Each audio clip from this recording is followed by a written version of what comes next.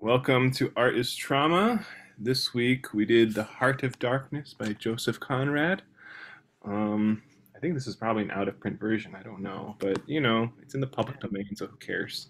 I have just the penguin version. So, Yeah, yeah. So anyway, so what did you think of it, Chris? well, I mean, it's like a very dense, complicated text.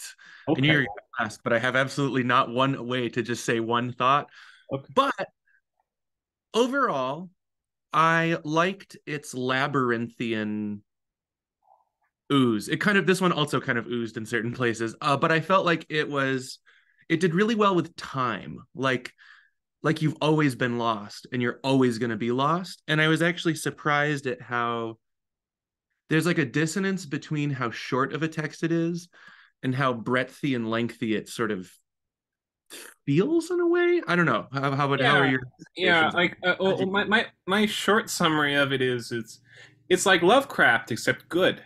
Um, because like that's a little unfair to Lovecraft, but Well, no, Lovecraft has like, some sentence yeah, issues occasionally and some sort of like bare bones issues where even though he has great ideas and imagery. yeah. Like that's the thing is I think Lovecraft has a wonderful vision of life as this impalpable, monstrous thing, and we're like going down deeper, investigating it. Yeah. Um, but I just don't think he's that great in terms of like the fundamentals of writing, of like style, characterization. He's got an okay sense of plot, I think. Like, Oh yeah, and his pacing's fine. His yeah, pacing, but just like, he does silly mistakes that like one wonders if he had a more handy editor, we wouldn't even notice some of them. yeah, But yeah, yeah. yeah. It's curious, but he certainly had. But I have to say, Conrad really does live into it. Just that sense of like, okay, we are genuinely going into the heart of darkness. And I really, there's just so many things that are great about it. One is, I mean, just the main character of Marlowe. He just, Yeah. Well, he's half easily parodyable by like Conrad's kind of half parodying him, at points along the dark, swarthy shores of history walked a man, and you're like, okay, what? But then it uh, works, it functions, it's fine. I don't think there's any. I just take actually Marlowe to just be Conrad, basically.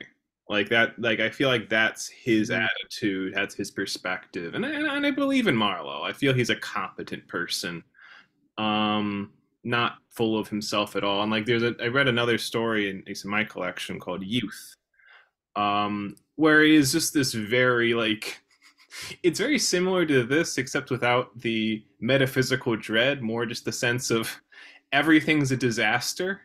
And this is like your first like trip out on the sea as a officer of responsibility on the boat. Yeah. And it's like everything goes wrong. Like at one point, you're having to get as much water out of the boat as you can. The next, your load of gunpowder is on fire, and you're trying to get as much water into the boat. Um, one of those Oh absurd. yeah.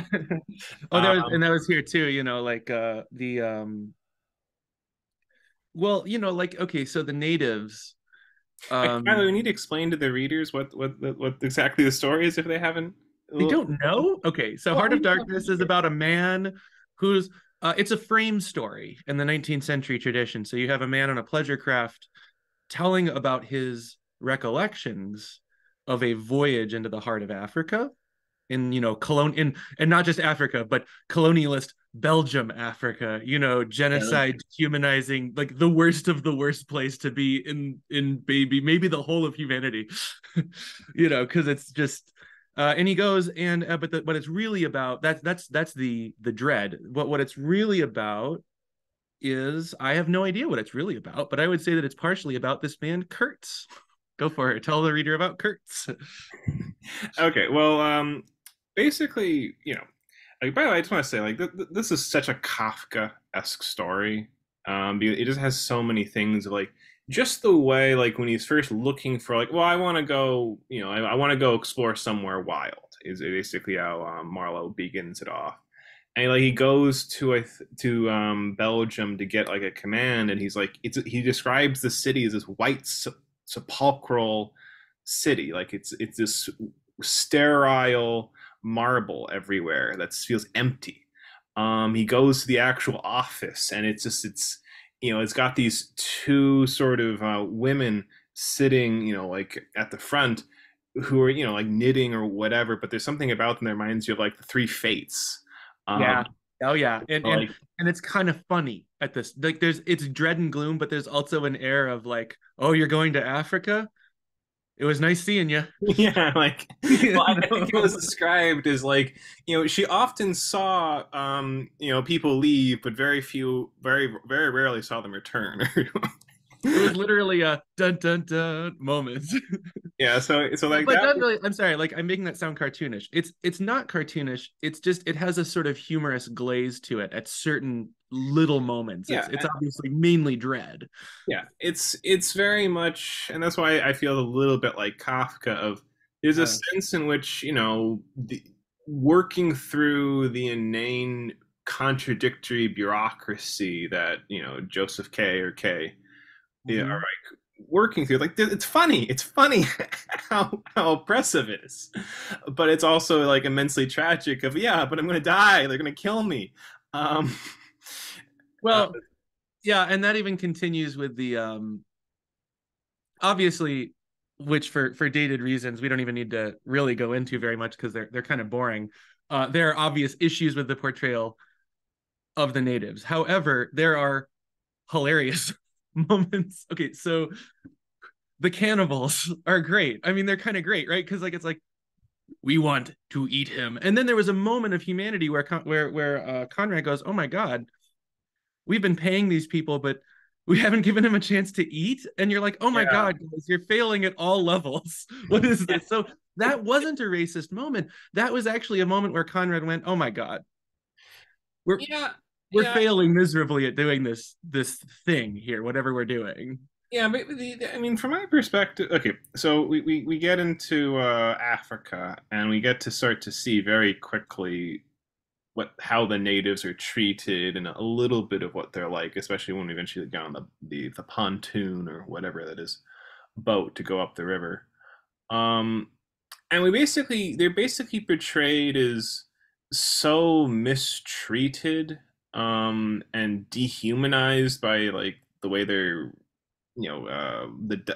Belgians have been acting towards them, that it's like they're not even human to a degree. Um, like And that's sort of isn't that Conrad's critique is that like you don't even get to see their humanity because in this current system, you good luck. Yeah, I mean, there is a degree of like they are an incredibly foreign people. Like the way, like on the scene on the boat when you have all of just the yelling and cackling, and I think that's when they start throwing the arrows and what have you. And there's a moment of reflection of like, this is a completely different dimension, but isn't there something deep inside of me that connects with this? Isn't there something from the eons of history that finds us to be home? Now, I do think Wait, he's, by the way, you're right. That theme is from page one. yeah, yeah. Well, Where the River Thames is like, well, this was actually just the ancient, and it was beautifully described as unhoming yourself in your own home world was very. It was actually one of my favorite parts of the book was yeah, the I opening. thought that was brilliant because it Yeah. made this about much more than just Africa. As in, it's about like, this is how a Roman would have felt going up the Thames back when it was an uncivilized place belonging to savage Celts or or I don't know what the people were up there, And but also, there's that double implied critique of like, obviously, in a completely different conquering way, the Romans are also savage. yeah, yeah, as in they were probably treating the natives with about as much care and thoughtfulness. Yeah. Just trade Roman Empire for British Empire, and it's kind of a meta, it's there, Yeah, I suppose the only difference would be the pretension of goodwill. I don't think the Romans were. Well, I mean, the Romans are a little bit complicated in their history. A lot of the wars they got into, at least earlier on, are more just them stumbling into it. Of course. But yeah, later on when you get like Julius Caesar, it's like, yeah, let's, we gotta handle these Celts, the Germans, guys, or the Gauls. That's it. Yeah, you could almost even like say that what the Belgian Empire is doing is more evil than most other things in history because there's a certain awareness that one should have by this point of I don't know, like basic human value. Like this is posts or not during this book, but you know, the genocide continued post like American Civil War. I mean, it's it's almost imbalanced of a critique in the way that the Belgians were just like so bad. But that's not really important to the book. But Yeah, yeah. I mean, it's, but anyway, so yeah. just the idea of like going into this completely foreign, exotic world and being lost among brutal inhumanity and profound incompetence. Oh yeah. Like it's beautiful the incompetence, like the way that I Like mean, but the scene when the at the near the I forget it somewhere in early part two where the natives are starving for some reason in like a glen somewhere. yeah, And yeah. it's like it's clear that it's just incompetence. It's brutality, but it also is like people just don't know what they're doing. Yeah, it was just basically piles of black meat just lying around. That's why it's presented like these skeletal men. Oh, they were dying slowly. It was very clear. They were not enemies. They were not criminals. They were nothing earthly now. Nothing but black shadows of disease and starvation lying confusedly in the greenish gloom. And it goes on like that. It's beautiful. Brought from all the recesses of the coast and all the legality of time contracts, lost in uncongenial surroundings, fed on unfamiliar food, they sickened, became inefficient, and were then allowed to crawl away and rest. The moribund shapes were free as air and nearly as in they aren't even slaves. You know, like they're basically just people like you got contracted to come up and then And then oh sorry, we don't have food. yeah, Well, what am I doing here? You know, but the it's food that we have is just like so different from what you're used to that you know it's worthless. oh I don't know how accurate that would be biologically, but at least the way it's presented with Conrad. well, it's Um, kind of funny because like at one point they're like all the natives had to eat was this paste, and I looked up the paste that they were eating, and it's like, no, you guys should also be eating that paste. That's like a staple grain. It's like a normal food thing. So okay, it's kind of well, weird. I think we can set that aside. I don't know. Oh Um, yeah, Conrad wouldn't have known that. But yeah, yeah. I think that like where I would one of the things that's really interesting about this book is that of all the books we've read, this one has had the most children in art. Uh It's children. uh Oh, adaptation adaptation. Okay, that's how I know. also adaptations that are deeply different but still fundamentally harken back to this fundamental story. So I think there's certain limitations to Heart of Darkness, just not in the essence of the other and these deep things, but just in terms of like depiction of black people, which are kind of boring. But in other retellings, such as Simenon's Tropic Moon and Werner Herzog's Aguirre, the Wrath of God, it's like those ones they critique, they change the depictions of natives in response to Conrad. It's very cool. So all I'm saying is like anything I would critique about this book on that level, it's like later retellings already are critiquing it. I'm basically happy with the way it's presented. I mean, I think I need a little bit more effort to show someone who is human. Like a human black person, at least one of them would have been nice. But I think just for the sake of capturing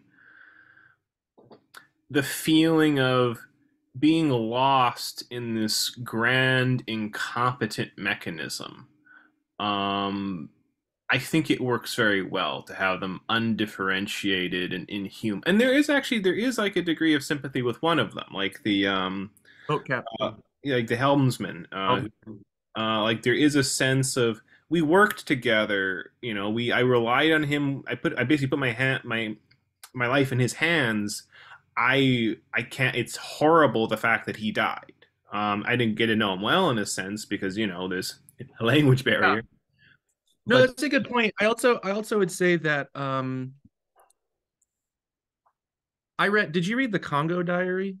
no. Was it journals? Well, I felt the same limitations there.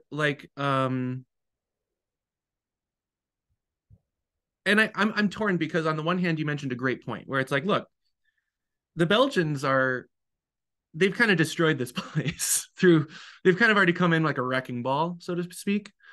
So if you portray if you find a native tribe that's like actually doing fine in the jungle, they're going to be hostile to you because they're aware of the fact that the Belgians are awful and they're going to fight you right away. So you're kind of at a bind where how do you actually depict subjectivity of the other in this book well without no, because like you're supposed to have this degree of enslavement, right? Like they like part of his point is that the colonialist structure has sort of broken this area. Yeah, as in like one of the great details is like there's a point when they're like just walking along for miles and miles to get to one of the stations or whatever. And it's said that it was just completely absent, and if there had been a village or something that they would have walked by, then surely like the other black carriers would have like basically gone up to the villagers and forced them to carry their loads for them, for a number of miles. And one thing we see though is that but there's no villages left anymore, precisely because of that sort of thing. Like Yeah, they're all gone. they're So all gone. so it's like like this Mhm. the humanity has already wrecked the place beyond repair. Um um so Yeah. and Okay, by the way, isn't there a sort of thing also that like okay, there's not there could have been maybe more attempts at understanding what all those whatever stuff we're talking about. There could have been a more sympathetic character who was African American, or there could have been, which is a really great figure, more of a deeply non-sympathetic black character who is acting as a slave trader in a sense, basically. But that's other books do that. Isn't there a sense though that when you get to the absolute other, just like in general, there's a point where it gets funny, like it goes so far like, and isn't that cannibalism, right? Because it was like the scene where they were like there's voices in the mist. I want to eat them. I just there was something funny about it in my mind and I don't know what it was. It was just like, oh, this is so other. Or and it's hard because there was in a more humanizing passage after, but just when I read that I was like I don't know, it struck me. yeah, I'm not sure. I feel Yeah, like, for I might be example, not getting that tone right. What did you feel? I feel like maybe for you or for us to a degree, we might have a different reaction because like people back then probably still thought skeletons were scary. Like we don't have that reaction, and we can probably look at some of the horrors here and be a little bit like sort of funny. Um, so I didn't get that tone. I do think there is something funny. Like for instance, when they finally get up to Kurtz, and there's that basically that jester character, He's in great. Isn't like he great? multicolored, patched up outfit, and he's like effeminate and like looking over Kurtz so like slavishly. I mean, he's and it's like and just like Marlowe is just staring at him like, "How are you here? How do you exist? You seem like the last kind of creature who could manage his way up the river. That I nearly Yeah, killed yeah, if it's myself like several times."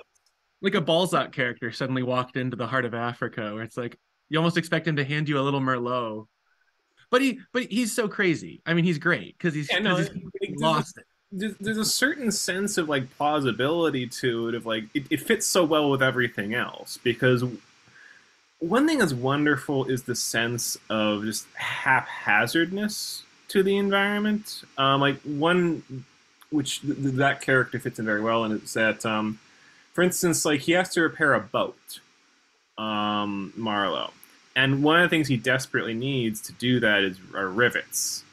And he says that like, yeah, like if I just when I was at the original station that I landed in, I literally could have just kneeled down, put my arms out, and grabbed all the rivets I would have needed for this project. But now I have to wait 2 months to get them.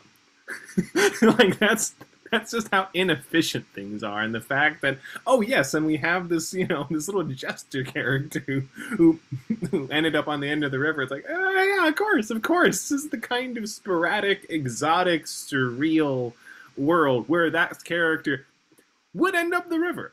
Uh, Yeah, well, I think that this is more the point of the novel. Okay, so like it's good to talk about the position of colonialism and all that stuff. It's important. Obviously, it's there. But I do think that there's a deeper thing going on with Kurtz that is the reason why you can retell this story in so many contexts, right? You can do it in 16th century South America. You can do it in the Vietnam War. You can do it in 1930s Algeria. Like there's a lot of places where there's still this sort of either colonialist or other thing, but it's the thing that makes the story malleable is not the colonialism. It's it's Kurtz, right? Like this proximity to this man who is positioned in this very odd way. yeah, I would agree that the theme of the work is something like the inhumanity of colonialism, or something along those lines. But that's not like the significance of the work ultimately. Like it's like saying oh, Kafka's about bureaucracy. Well, yeah, like he likes to use that language. That's the mode in which he presents things. But Kafka's not about bureaucracy. He's just portraying, yeah, the world is this sort of complicated, unintelligible, bewildering mess of contradictory regulations. Like, and Conrad has something similar. Life Mm. is this almost farcically inhuman an exotic mixture of things. Like that's the image that you want to get across. That's I the think feeling. also I would love to do a deep reading of this one day, just based on like authority.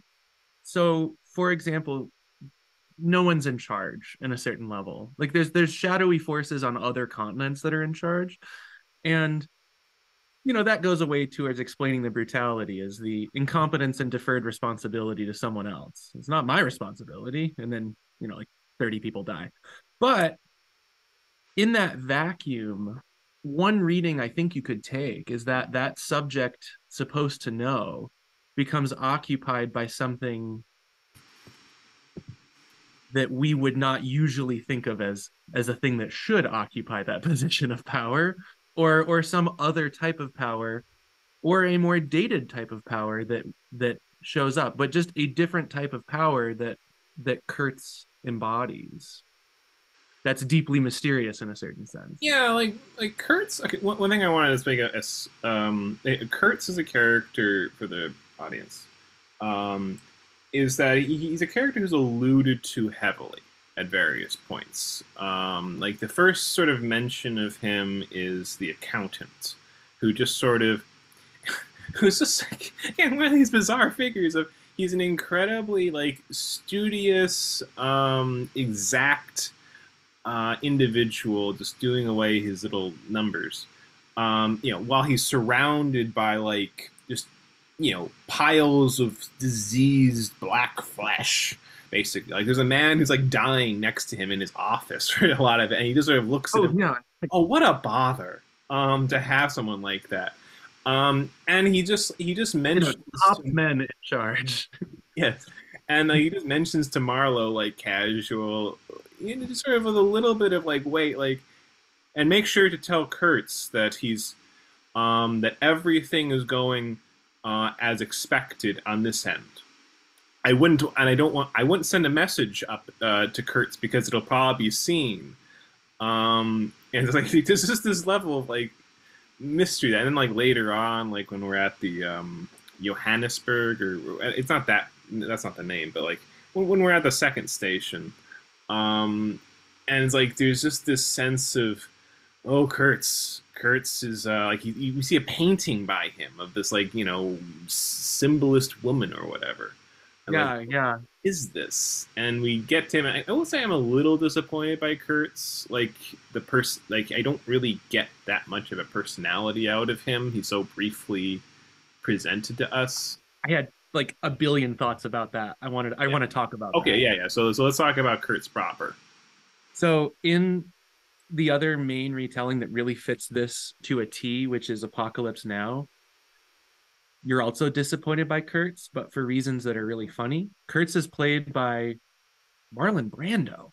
It's just no, but okay. So Marlon Brando, an Yeah. old Marlon Brando, who's at this point deeply, deeply self-conscious about the fact that he's gained weight.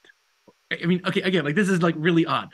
So he's like kind of large, but I wouldn't say he's like obese or anything. He just like is not, a 30-year-old Marlon Brando. So they only showed his head and his hands. They never were able to show his whole body, which is super important for the descriptions in here. So that kind of ruins that. But he's only on screen for like 20 minutes and he's buttering up this, or 5 minutes or something. Like he's buttered up for the whole movie, right? And I didn't realize that that same problem also happens in the original. That there's, I I think don't know. Like, tell me, yeah, what are your, yeah. Apocalypse Now. I'm just gonna say, like, I do think Brando still gives, like, as in, like, I think it's a good thing that Kurtz doesn't come into full focus in a sense, that the Mm, mystery of his personality is still is a mystery, because that is Conrad's sense of life here, is in, like, the whole fucking world around you is mysterious. mm-hmm. And, like, and to like, oh, and now we go to, like, this main man, like, oh, and now we get to see inside of his soul and have, like, a nice normal naturalistic description of him and his functioning. It's like, no, like, you can't do that, like, that would wreck it. But having at least a few words that would give you a little more depth. I will say that, like, the famous line of when he dies, he says, the horror, Yeah, reference. right. That's good. That's good. I just would have liked more of that. I think Brando actually did a pretty good job in Apocalypse Now. Like, there are certain lines when he's referring to, I forget the character. He's talking and said, who's come they see to kill Kurtz, and he says, you're just let's see what you're just an errand boy sent by grocery clerks to pick up the bill. I don't know. I find that That I was good. I find that to be, yeah, like, there's a menace in that phrase. Do you It, think, okay, so my first thought reading this was non-charitable towards the exact problem we're talking about. yeah, I'm also non-charitable. I just want to say, like, the Yeah, mystery wasn't elaborated on the right way. I agree. Yeah. And I think aesthetically it's my thing about this work where I was like, well, wait a minute. So we're in this mystery for the whole time, and the skulls on sticks were great. The way they kind of emerge from a different image, like he misrecognizes what they are and suddenly realizes what they are, which is beautiful. All that's great, but then I don't know. I sometimes get the feeling when I was reading it that Conrad was buttering himself up and then wasn't exactly sure how to follow through with the portrayal, which Yeah, is really uncharitable. But I do wonder, like, well, how would one follow through? And then, of course, Coppola follows through for you in Apocalypse Now. yeah. At least mostly. I think there's a little bit more. There'll be more I'd want. I mean, it's sort of like, what I almost want would be almost like a character out of Link, except with more menace.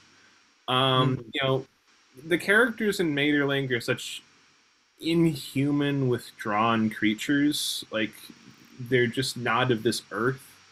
Mm-hmm. And I would want a character who had that quality of, when he speaks, the words come out hollow.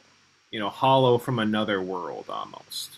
Like, that's the kind of, um, his movements are wooden because he's not familiar of how to move in the normal way, or or there's some superhuman vitality and confidence Yeah. basically looking at a saint, Mm-hmm. looking at, like a gothic sculpture or something like that, without the goodness. Um, Or like another way that I thought it was going to be more like than it was like that sort of Heraclitean obscurantism in the way one speaks. Like, Yeah, quote, that's another way it could have come about. he goes, "Well, nature likes to hide." Would have been, it's just a little brilliant aphoristic something, but maybe that would have been too concrete. Again, isn't the whole okay? So here's my flip side of like, okay, in not doing that, if I'm giving Conrad more of a charitable reading where he did everything on purpose and everything is functioning the way he wanted, the more charitable reading I give is that like there is no big other. Like any like he's Kurtz, but like once you get up to him, he's a an emperor with no clothes on, right? Like he can't, you No, know. I'm not gonna say that because there's enough signs of his genuine greatness in a sense. Like there is a sense like he is a profoundly eloquent man. He is able to paint. He, other people attest to like his great idealistic vision, and I mean, like the thing that I think that the best thing from the book, really. Let me just try to hunt it down. Is basically when it's meditating on the horror, um, and the way it just said like Marlowe has just gotten sick after what's his name Kurtz died, and he's sort of just recollecting on what Kurtz had said is after the fact that Marlowe nearly just got sick and died is that he says, I was within a hair's breadth of the lost opportunity for pronouncement, and I found with humiliation that probably I would have nothing to say. This is the reason why I affirm that Kurtz was a remarkable man. He had something to say. He said it. Since I had peeped over the edge myself, I understand better that the meaning of his stare that could not see the flame of the candle, but was wide enough to embrace the whole universe, piercing enough to penetrate all the hearts that beat in the darkness. He had summed up, he had judged. The horror. He was a remarkable man. I mean, that's like there is a true sense of admiration for for him that he could actually the admiration you have for a great philosopher who's able to capture the essence of the universe. Yeah, So I I think mean, like the fact that you and I aren't really impressed by like Kurtz the person is actually just a fault of Conrad if he just didn't quite characterize him properly. He means for him to be great. And I think actually that phrase like that doesn't literally give you that like in a concrete way as an individual man and his mannerisms how Kurtz is amazing, but it does convey that at least Conrad thinks he does, and he's able to actually express that very articulately. so obviously we're. I guess I didn't really feel that. I felt that like, oh, someone was a good musician. I love that little at the end, by the way. Oh, he was actually a musician. I was like, okay, I liked that. Um, he could do the painting. He could talk clearly. I mean, we didn't see a lot of that, so I'm not judging him on that. I'm judging, but I think that absence is important. Other than the horror, I think that absence is that presence is great. I love that part. Um, I do get the sense that it's open to a couple. I mean, I think if Kurtz isn't open to a couple interpretations, I think the book is less great. I well, I don't. Okay, I think it's a question mark. I don't know. I'll also say like I don't know exactly with certainty what he wants us. All the subtleties of the characterization to the extent they exist. I I think he's trying to get them all to be plausible. That oh, there's an emperor without no clothes, or he's a genius, or he's this. I think that there's a lot of evidence pointing to just he's some crazy guy. too, No, who I happens to think be it's good at some trades and say some nice words. no, I don't think that. I don't think that Conrad has that view of there's nothing behind the mystery of life. Like I feel like Kafka could have that attitude. Oh Uh, no, no, no, not that. The mystery of Kurtz, not life. I think the novel does a fantastic job of saying there's a definite mystery of life, but only like Kurtz's subjectivity. My reading is almost that it arises in a power vacuum, and it's like a the reason why it's monstrous is because people can't see that it's arising out of an absence. well, I don't There's see. no one in I charge, and don't. so I don't it's see monstrous. then how Marlowe could then say what I just read him saying. As in, I don't see how Marlowe, who basically is Conrad, like there's and seems to be a good judge of character and Yeah. insightful and perceptive. I don't see how he could go about saying he's a remarkable man, and he gives really good reason for saying it. Of like, hey, here's a man who actually judged life, who actually could perceive deeply into the essence of things. He came up with a horrible vision, but that's it. And he does say other things about just like God, like what happened to Kurtz. I mean, just the way. I mean, I think it's explained of just he was just overwhelmed by the temptations around him, and that's what happened to the great idealist. I think it's unfortunate that like we don't see, but like I don't know, like just to have done the horrible crimes, the massive quantities of crimes that he's done, like to have like just we've seen his work. Like not every man could have, what is it, head chains or whatever they are, like the just all of them like that, or like to calm down the natives, like they were like they're about to come in and kill them all, and like say a few words to get them to go back or deal with that. Actually, I feel like a figure that almost was like closer to how I would want to present Kurtz was the like the native queen, who we see briefly. That was a cool spot. I liked that. Yeah, There's like so many, by the way, I want just like to interject really quick. There's so many just random once you get into the heart of the darkness, it's almost like a free play space where just great stuff, images on every page just start popping out everywhere. yeah, Right? yeah, that's a great way of describing it. But like yeah, Yeah, like so go for it. Yeah, she's the mistress of Kurtz. yeah, and it's like the way she just like she's wearing what is the net worth of several tribes' wealth like on her. You know, Yeah. the way I forget the way of her glance, but almost like this vindictive, goddess. Yeah, yeah, she's a goddess. I think she's described as having splendor, right? I mean, I'm just And like saying. that's kind of I have to say this is the way I wish that Kurtz had been presented.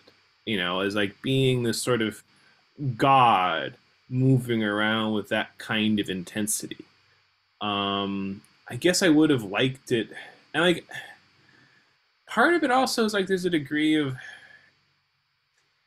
I guess one sort of scene I would have actually liked to have seen happen is it's implied at a certain point that the natives are doing like human sacrifice right in front of them. I think that's or something to that effect.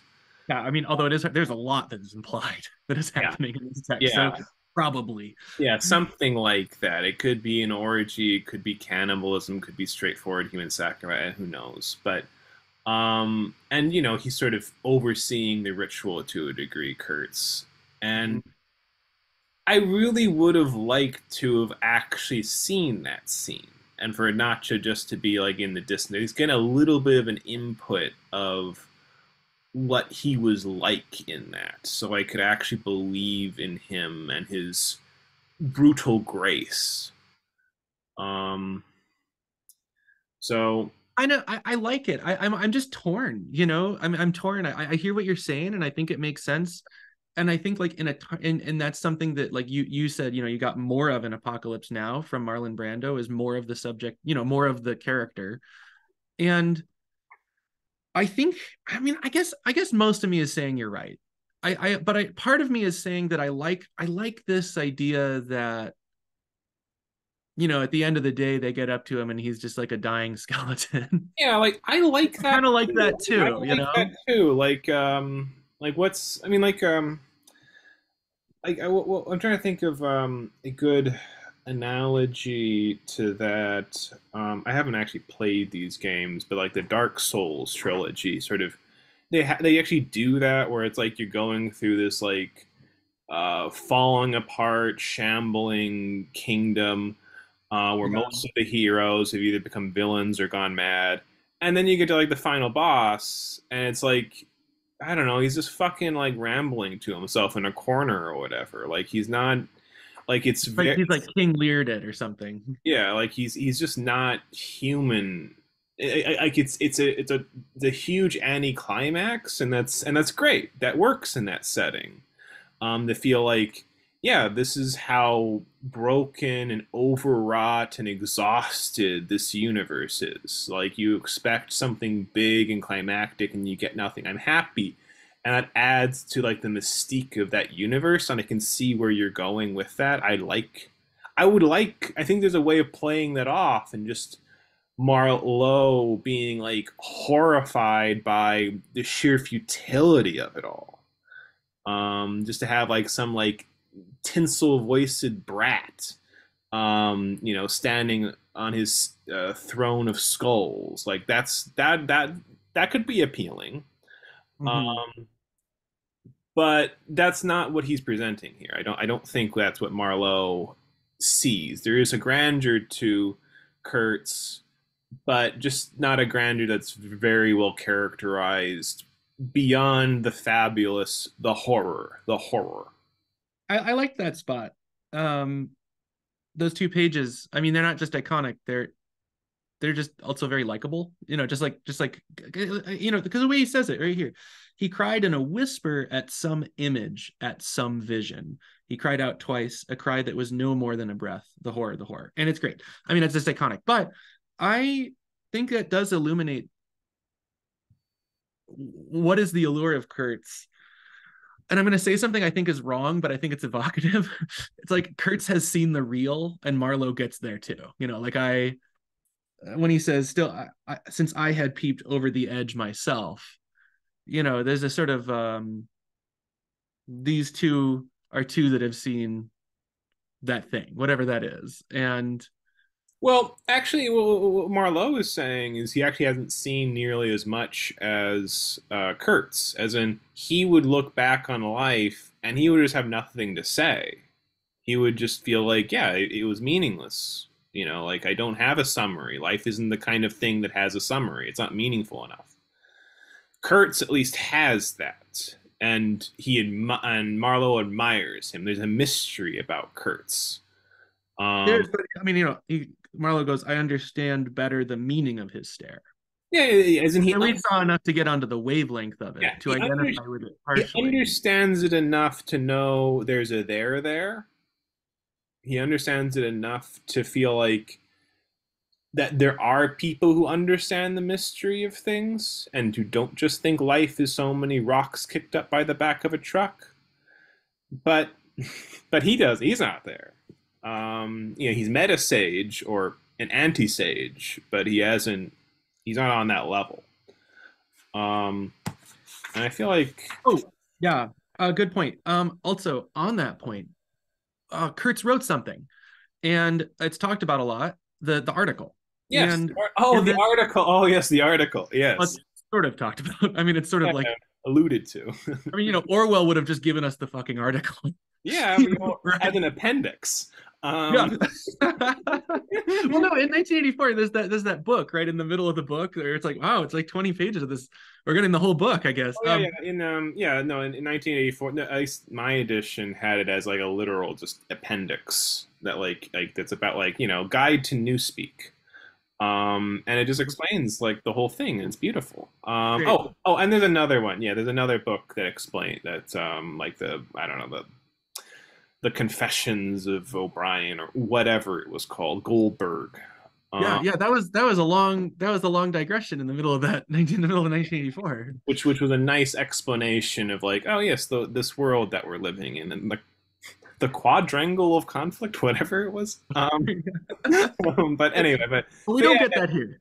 yeah, But we do get something that I wanted to ask you about because in my edition there were way too many notes. There were over 100 footnotes. Some of them were very helpful. Some of them were like Conrad likes this theme, and I'm like, or I okay, know, or who is Jesus Christ? Like that's yeah, it's like like I get those sometimes, and I'm just like, what? Why are you explaining the obvious? Go on, go on. or like I don't like in mine. It also had like a footnote that was like, remember, this is a hearkening back to the colors of the flags on and I was like, thanks. There's only times it's ever mentioned is with the flag. But anyway, but the footnote um of the kill the brutes, kill all the brutes, or kill the not, Yeah. and it's not kill the savages, it's kill all the brutes, right? It's very important that he uses a different word. In my edition, it gives us a little commentary, which I just got the feeling that the person who was doing this edition just wanted to throw their own literary criticism out. But it's like the brutes could be uh everyone in the world.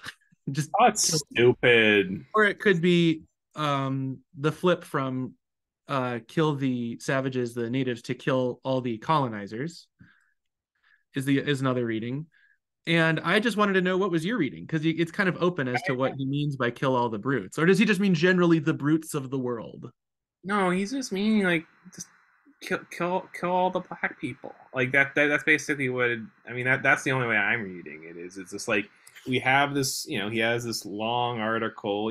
Presumably with all of his ideals, his former ideals about like Yeah. about how you should colonize and how this is the white man's burden, et cetera, et cetera. Mm-hmm. And then the idea of like all of that idealism Yeah. it's been chucked away and like just fucking kill them. Like I'm happy Who with is the the, concentration camp here. Like that's the inversion of his ideals. Like he's not well, a if that's the friend of the case, native. then why is he the leader of the tribe and not just a white person leading a force? Doesn't kill all the brutes to me? I kind of read it as like, He's using them. Like I mean, like part of it is like so yeah, I'd think of it as um he's become a sort of a savage god who uses the tribes against each other. Who they look up to yeah, with sort of horrified awe, and like some of them will follow his orders, and then other ones just get eaten. That's at least the way I'm taking. Like he has a contempt for these people. Well, even beneath contempt, probably. Um, and I just think like the kill all the brutes is just like yeah he just he's not a humanitarian anymore. Like hey, you know what I no, and that's the thing that he values is ivory. He wants to get as much ivory as possible. That's become his obsession almost because he wants that like symbol of power. Um, yeah. I guess this is all just okay. So I'm willing to accept your reading because I think that people, all the effort that was spent that I was reading into that line could have just been spent on the horror, where there's infinitely more readings, right? Oh, that's such a beautiful passage. Yeah. It's just You miraculous. almost want just like a table of all the like hermeneutically possible things. That's obviously very sterilized, but still very fun, because Marlowe himself kind of gives a table in the book of the possible meanings. He gives, three interpretations.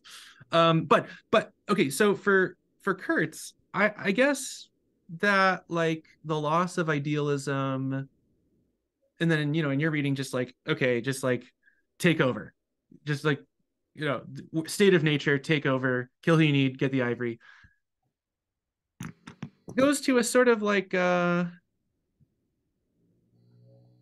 I guess for me the mystery of Kurtz is not that Kurtz is mysterious. It's that there's a whole bunch of people finding this guy who just says kill the brutes, take over power, get them all to win, how to win friends and influence lovers, gets captivated by him. Because like for me it's like he's just a bunch of smoke and mirrors. Like his reading, if I met this guy in the street, we would be like, okay, just can you tell me what you're selling so I can move on with my day? Well, I just don't. I'm. I'm. I just think that Conrad just didn't do a very good job of characterizing Kurtz for the few moments we saw him. I So the that's my only issue. I think he's a completely great. I think the fact that he could get so much ivory, like that's a show of skill right there, and the fact that he's presented as a Renaissance man, um, it's I really am just reading him almost as you throw a civilized, ingenious, um, cultured European man.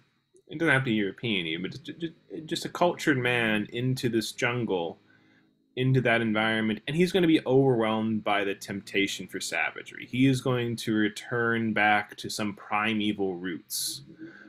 because he Um, has the intelligence to know how to take it over. yeah, like that's the only thing, is that he's not going to preserve his humanity. And all of the people, it's a miasmic atmosphere, all of these people. Some of them are some of like the people at the second camp are just like these I don't know. It's like they're like these old women walking around, like plotting and gossiping about each other, trying to get one up, but it's all useless, and they're not doing any of the roles they're supposed to be doing. That was Um, really cool. I like that spot. yeah, it's great. I love it. It's It so was so classic. ghostly. Yeah, I Yeah, was like, ooh, what? yeah. Like It's great. it's such a just a gross, tepid atmosphere. Not fetid. Excuse me. So one thing that changes between um the so I read the 30-page, he wrote his journal in Africa, and it's you should read it. Okay. It's not a work of literature. It's not even a diary. It's notes. It's just notes, not even full sentences. It's a true diary. He wasn't like a writing, these weren't full sentence type things. And what you get from it is two things. He doesn't give a shit about anyone who lives there. And so that's my, for me reading that, I was like, okay, that's kind of a limitation of the lens. And that's just his limitation. Because he like just makes disparaging remarks and makes no attempts to get on the wavelength. But also, second to that is he's just miserable. I mean, the whole, you got to read it. It's like, we are trapped in this godforsaken plot of land. My shoes are wet. I'm gonna die here. Everything sucks. Rain again. I have no water. I mean, it's just him complaining and bitching for like 30 pages. And like, and so what I think is kind of mad. Okay, so obviously like, there's limitations and racism found in the diary, but what's lovely about it is, he takes that, and you get none of, you don't get what you, when you read Heart of Darkness, that's not what you get. And there's a great dissonance there that I think you should read it. It's very fun. I think the idea of it being absolutely miserable is at least a common theme. It seems to me. Um, Yeah, but the thing is the language is so evocative and imagery filled and mysterious that you're like, oh yeah, if I was there, I might occasionally forget that I'm miserable. Whereas in the Congo Journal, he's just miserable. There's no yeah, fantasy. There's nothing. yeah, you're just hot and tired. You couldn't care. I Which guess of if, course would be you or I. I mean, if you're yeah, no, like, I'm hot I'm and sure I tired, would react that way. I'm I sure just I want to would. leave, like there's no, why am I here? Why did I do this? And there's this great also regret where he's like, these fine chaps, oh man, if I just never could see their faces again. He's just so ready to leave. And it's a great contrast. I'm actually really happy my edition put both of those back to back, because you get sort of the real without as much fantasy. You just get this like, oh yeah, that would that would be really awful. Yeah, So that yeah, was a minor point, but it was a great read. I recommend it. yeah. Yeah, no, I'm very curious now. I think when I read more Conrad down the line, I'll give that. I like to see like Conrad un unpremeditated, whatever the word would be. Um, Yeah. undes- um, yeah. So So that what that's else? What great. else in this book did you really like, Well, like, let's see, or there was. hate, or find interesting? Let's see. Was there anything that I disliked? The only thing, like, yeah, the only thing was just like yeah, it was basically just like I felt like Kurtz was a bit of a letdown. That'd be the only thing I'd probably disagree with. I do like one thing I do like is the sense of is this the touch of fumbling of like sort of like you were saying of like, oh, wouldn't it be great if it turned out he was just nothing. You get to the heart of darkness and you find it's empty. Um, and that would be sort of nice, and like a little bit of that happened in a sense of basically the company saying like, look, this was not a productive way of getting ivory. Like, the whole country is unproductive for like for a decade. But it was kind of funny because it was like mountains of skulls, natives fighting wars, and then I'm going, I'm not sure if this was the most efficient way of doing business. I'm gonna have to talk to the regional manager about that. Uh, like that's what it almost feels like. It's like, and it's great. It's great the sense of like evil isn't even like potent. It's just it's like inefficient, and it's like, and also just the inhumanity of it. Of like, Yeah. it's like looking at Hitler and feeling like, you know, there are just more straightforward ways of running an economy.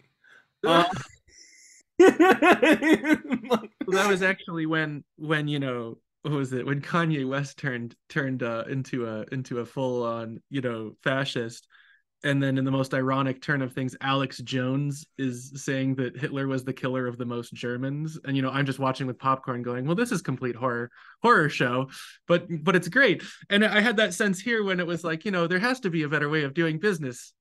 Oh shucks, and just yeah, skulls, yeah, starving people, and yeah. Just like the impersonality of the as in a sense, like what you then get is the sense of the company would be like, well, if it was actually productive, maybe we should talk to Kurtz a little more, learn his techniques better.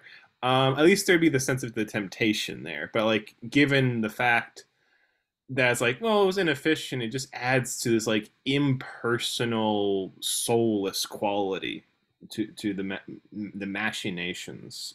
Let's see. there was a lot of I mean, I stuff did.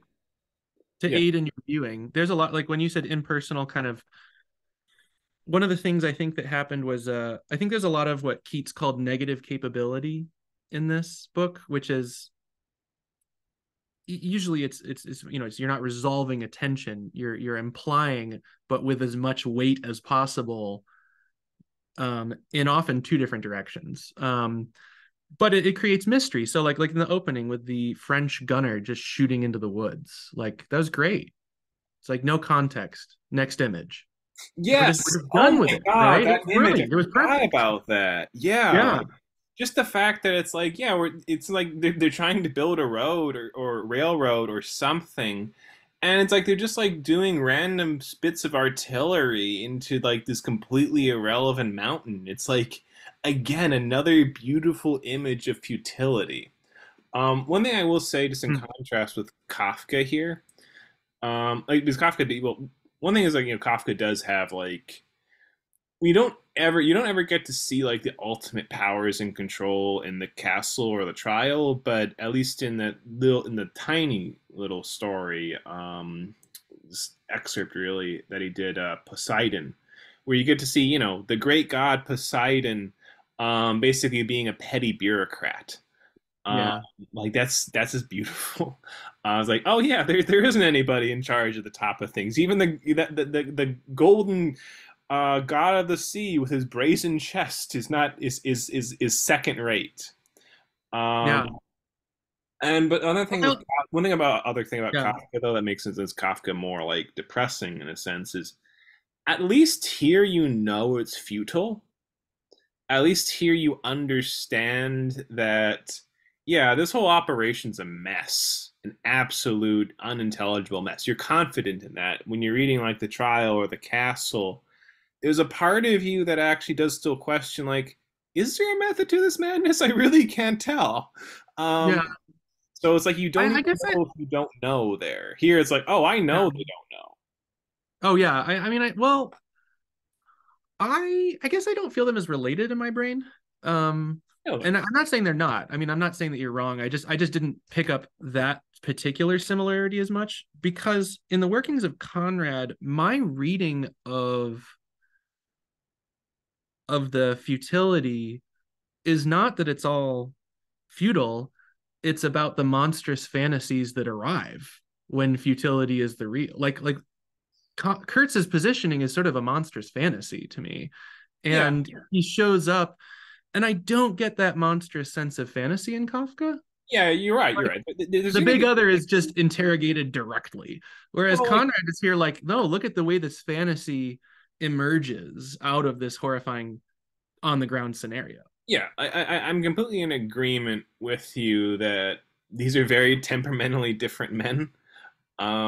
Like for instance, the fact just the fact that like the protagonist of Kafka is a quiet, um, with a quiet bureaucrat with a little bit of ambition and a degree of self confidence that's quickly shaken. While Conrad is, he is a sailor. He loves the sea. He enjoys it. He loves nature in a big way. He has this, yeah. And like one thing is like I like are just all the nature descriptions. I don't have a good one, but like there's a sense Oh of like, yeah, they're great. yeah, this is a primeval darkness here. Like you feel nature in all of its mystical force. I don't have quite the right words for it. Um, yeah, actually, but here's actually let's read this like random bit about like Kurtz. He's speculating about what he's like. Um, I was seduced in something like admiration, like envy. Glamour urged him on. Glamour kept him unscathed. He surely wanted nothing from the wilderness but space to breathe and to push on through. His need was to exist, to move onwards at the greatest possible risk with the maximum of privation. If the absolutely pure, uncalculating, unpractical spirit of adventure had ever ruled a human being, it had ruled this be patched. Oh, I'm sorry. This isn't Kurtz. This is about the jester. Um, I was almost envied him the possession of this modest and clear frame. It seemed to have consumed all thought of self so completely that even while he was talking to you, forgot that he was he, the man before your eyes, who had gone through these things. So it's just like I like that. Yeah. I like the fact with Conrad, there's this sense of like perseverance and like just willful force. That's just a very appealing quality to see in general. Yeah, I guess I think like I'm with you on that, but I also just like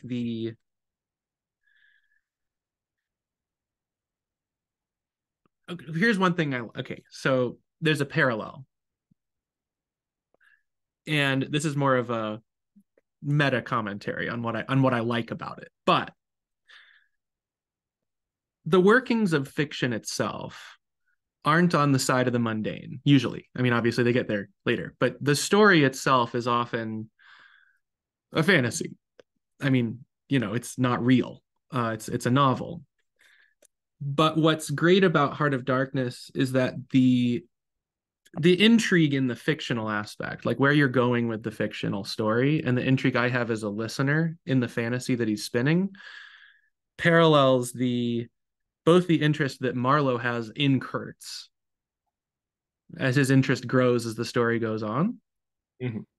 and also the questioning of what that fantasy is in a sense, like on the deepest level, like what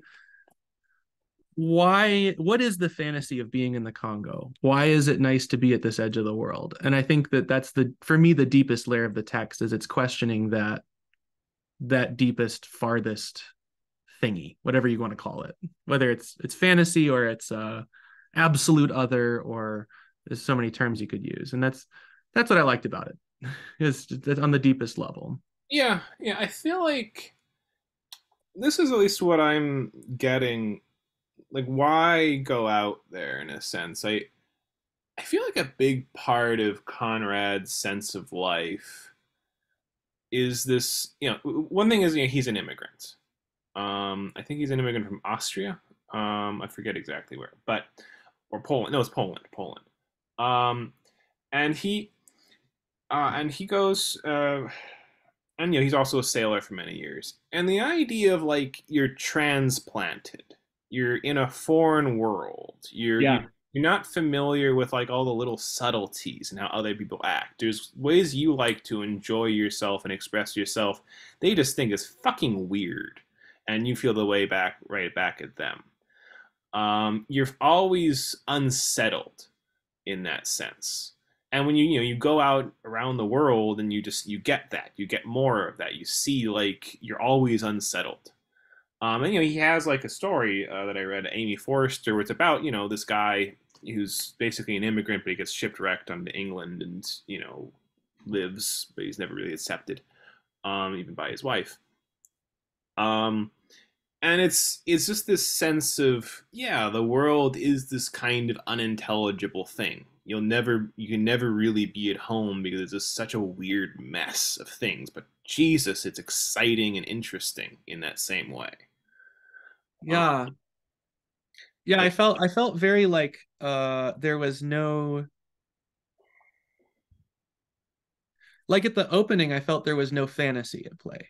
well, there is a fantasy he does build up though, and there's two like good quotes, and this is concerning women. um, when he says, um, I think this is when he's getting hired, I think. But anyway, someone's saying, "You forget, dear Charlie, that the labor is worthy of his hire," she said brightly. "It's queer how out of touch with truth women are. They live in a world, they live in a world of their own, and there had never been anything like it and never can be. It is too beautiful altogether, and if they were to set it up, it would go to pieces before the first sunset. Some confounded fact we men have been living contentedly with ever since the day of creation would start up and knock the whole thing over." Um, that's just, and then at the end, he's adding to that confabulation because at the very end of the story, he goes and he meets the fiance of Kurtz. Um, Yeah. That was weird. Yeah, yeah, yeah, yeah. yeah, yeah, and it's like she's still like under all of the illusions of her wonderful Renaissance idealistic man. Yeah. She's still, she's telling, she's the one who tells him that, oh yeah, he was a musician too.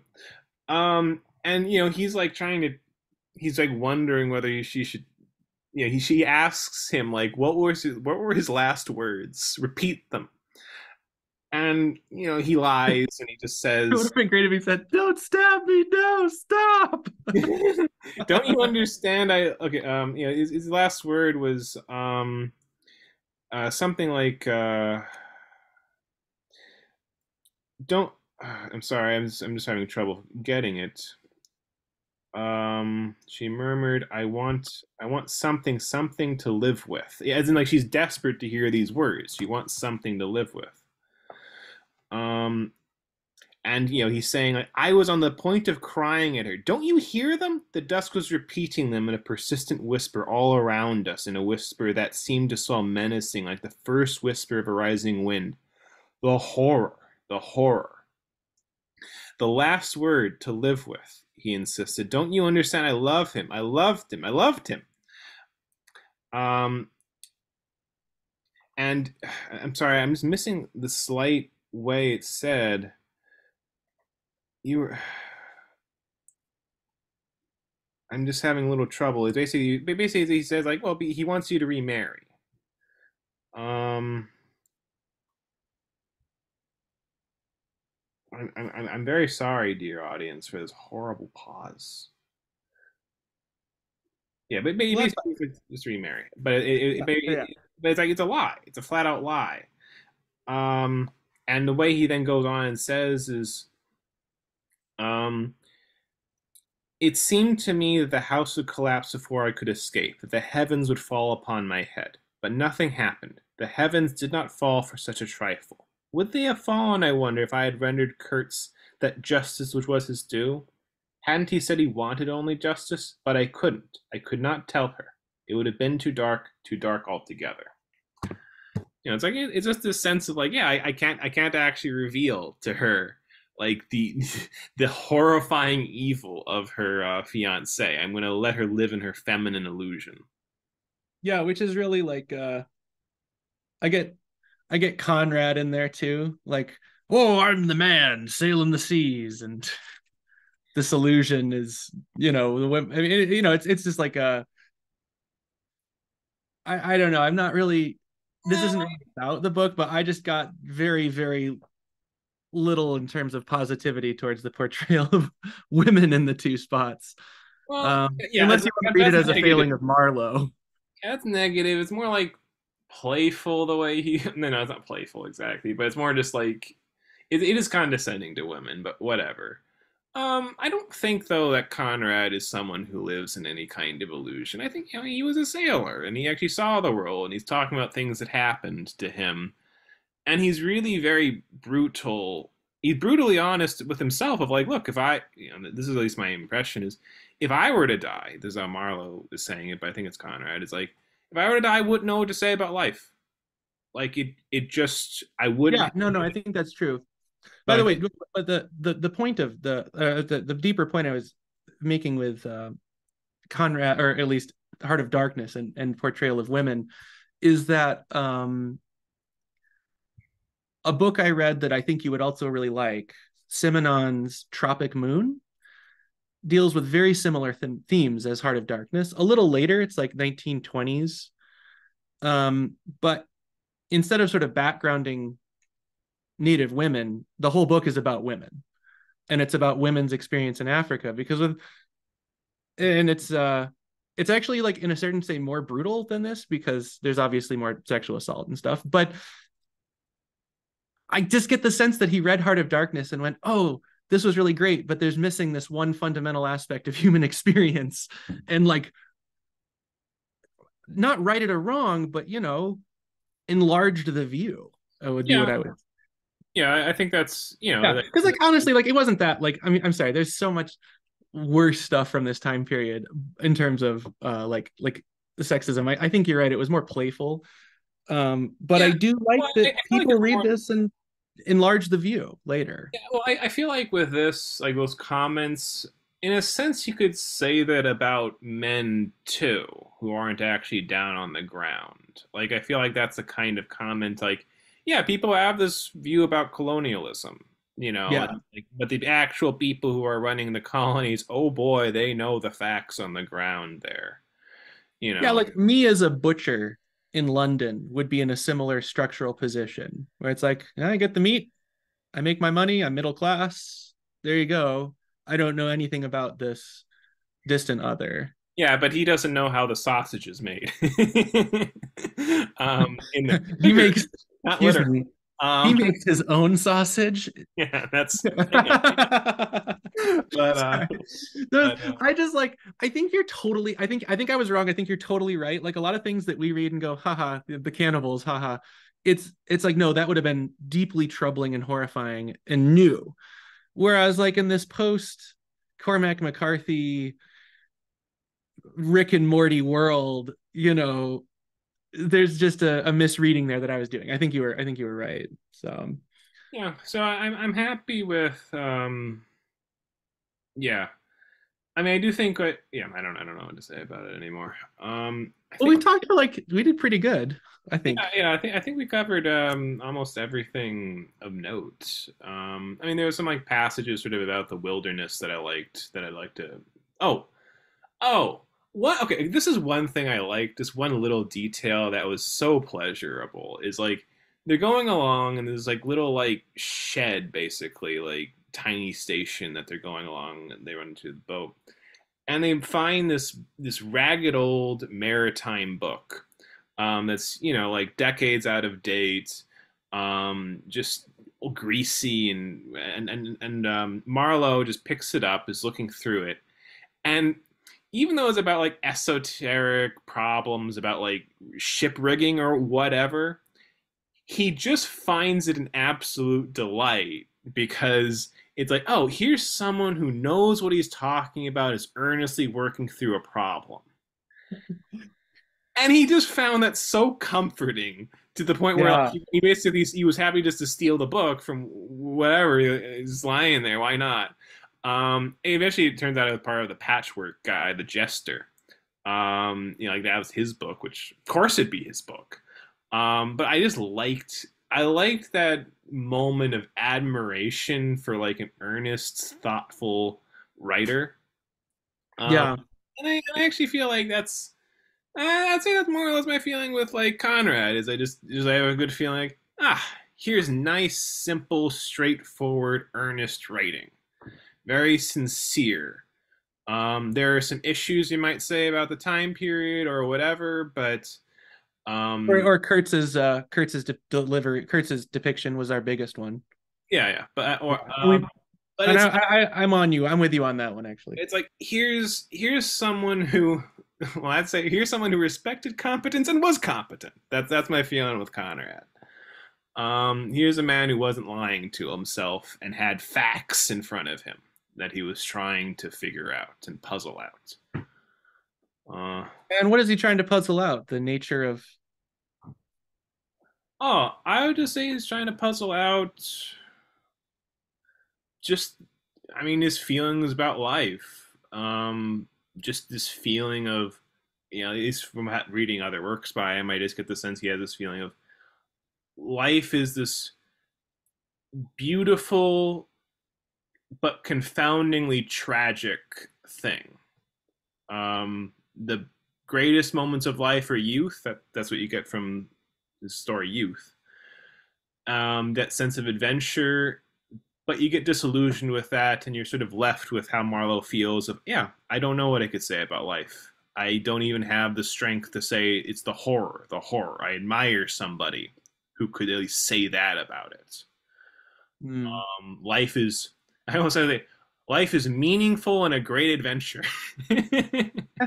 That's okay. That's not what I got, but yeah, I mean, I don't really. I think the book is fraught on every page with Conrad figuring out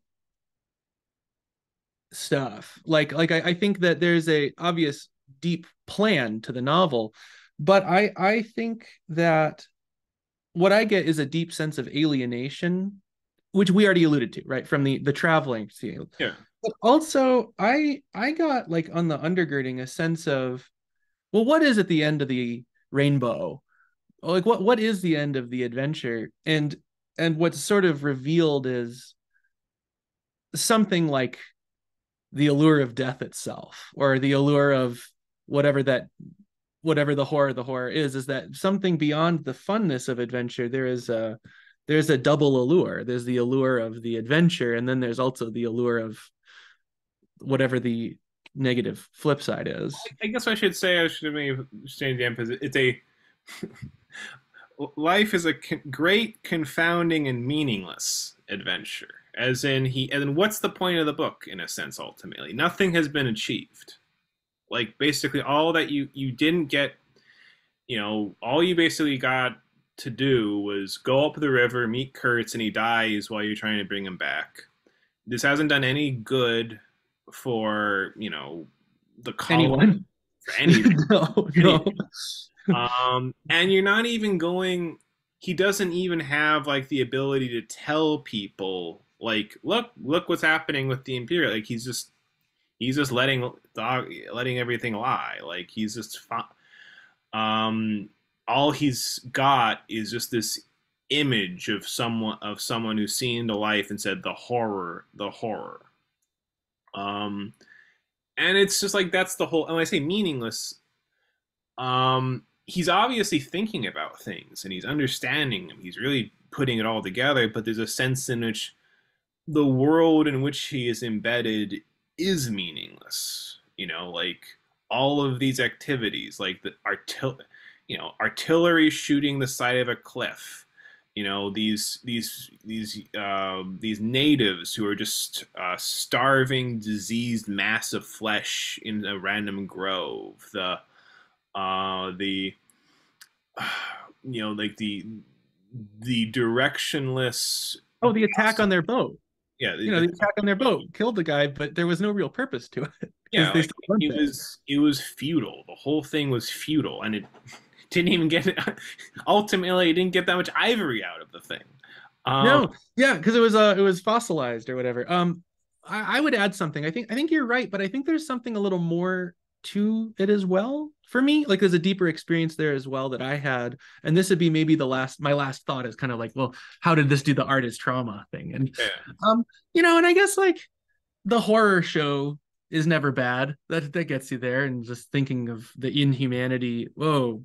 But for me, what really got me was that in that meaninglessness of the gesture of the blasting through the fields, in all the images we've said, there's something where like there's a meaninglessness there, and yet meaningless doesn't mean that it lacks allure. yeah, yeah. And that's the mystery for me. That's not like a it's like I'm not going to solve that mystery. I just think that's the there's an allure to a And there is an meaninglessness allure, like life. somehow. Well, no, I feel like this is a very common thing I've seen in a lot of writers is the feeling of life is meaningless and beautiful. like you, Yeah. I do see like Hemingway, for instance, is a writer who conveys the sense of life is meaningless. It's just a bunch of dumb random things, but um, futile, tragically futile. But there's a sense in which, yeah, like when the sun rises on the lake and you're out there fishing all day, it's beautiful. The same like Faulkner, even though it's like it's a tale told by an idiot.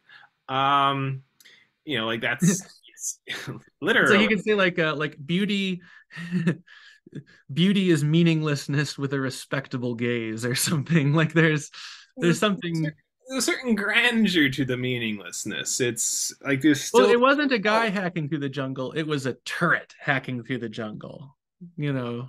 a turret. Or it was a big gun. Oh yeah, yeah. It wasn't just a bunch of people hitting sticks. It was, Well, there was a grandeur to the image. yeah. At the very least, you get the sense of it's not petty. Yeah. It's not petty. There's something Yeah. awe-inspiring about it. At the end of Aguirre, the Wrath of God, and nothing I can say will spoil this movie. It's going to be fine. When you watch it, I hope you'll watch it at some point. It's only 90 minutes, but they're floating down the river. They're the conquistadors. They're starting to go a little mad. And floating in the trees is an ancient ship with no explanation. And it's one of the greatest moments in all of cinema, right? Because it's futilely up there. You're not going to get it down, but yet there's something haunting about its beauty and it's just there. yeah, you know? just Great. just its sheer inscrutability. Yeah. But also the and this is where Conrad's a great writer, of course, is like the idea that there's still just because it's inscrutable doesn't mean that you can be inscrutable. Like you have to present the image in a way where we get the inscrutability. I Yeah, felt that yeah. We there's nothing inscrutable about Marlowe in my mind. Like he's a very thoughtful, perceptive, bold character. I would trust this man. I'd work with this man. Um, so, yeah, for me, uh, how this was trauma for me. What's the element that, in a sense, was new to grapple with on a personal level? I guess just the feeling of, yeah, just the feeling of a competent, thoughtful person struggling through this miasmic, befuddling mess. Like that's I want to say is like I'm familiar with Kafka doing something like that, but it's more of just a more thoughtful and it's an impersonal level. But like the sense of that, and also just the sense of Conrad's grandeur, like that's something new in a certain way to deal with of how he just has that admiration for Kurtz, has the admiration for the little book on sailing riggings. Mhm. Um, I like that just resonates with me in a very deep way. Um, that Yeah. respect for. intellect in those two different dimensions. So yeah, Well, cool. yeah. That was We're fun. I like that one. Yeah, it was great. It was great. So all right. So we'll figure. I'll tell you later what we'll be doing next week. It'll be a shorter stories. Um, yeah, it's been great, Chris. It was great. Woo! Anytime you want to do more Conrad, I have a feeling I'm gonna have more problems with this guy later, but I didn't have any problems with him this one. I had this. There's something in his tone that I'm like, I'm wondering if in a lesser work I'm gonna hate this. So Well, I'm I've read a presenting you couple. that challenge. I've read a couple of the short stories, and they're just solid works of Solid. art. Yeah, I Oh, so all right. all right, Ray. Thanks. Yeah, it was fun. Bye, Chris. Bye, everybody. Bye bye.